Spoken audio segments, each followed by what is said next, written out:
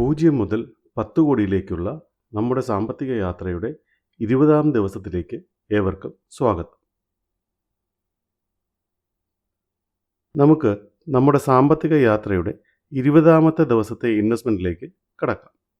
ഇന്നലെ വരെ നമ്മൾ 19 ദിവസത്തെ തുക ഇൻവെസ്റ്റ് ചെയ്തിട്ടുണ്ടായിരുന്നു. അതിൽ 14 ദിവസത്തെ ഇൻവെസ്റ്റ്മെൻറ്റ് മൾട്ടി ക്യാപ് ഫണ്ടിലായിരുന്നു. നമ്മൾ ചെയ്ത 14 ദിവസവും ഇൻവെസ്റ്റ് ചെയ്ത തുകയ്ക്കുള്ള യൂണിറ്റ്സ് നമുക്ക് അലോട്ടായിട്ടുണ്ട്.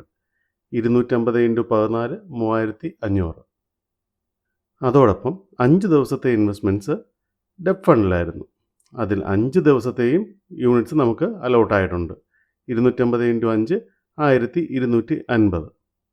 ആകെ 4750 രൂപ നിക്ഷേപിച്ചതിൽ 4750 രൂപയ്ക്കുള്ള യൂണിറ്റ്സ് നമുക്ക് കിട്ടിയിട്ടുണ്ട്.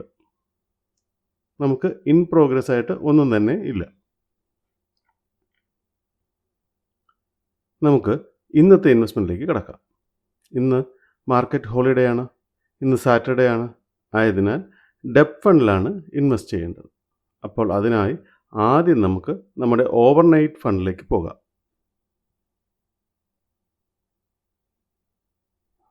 ദിവസവും 250 രൂപയാണല്ലോ നമ്മൾ ഇൻവെസ്റ്റ് ചെയ്യുന്നത്. അപ്പോൾ രൂപ 250 എന്ന് എൻ്റർ ചെയ്യുന്നു. ഇൻവെസ്റ്റ് നൗ ബട്ടണിൽ ക്ലിക്ക് ചെയ്യുന്നു. QR കോഡ് സ്കാൻ ചെയ്യുന്നു.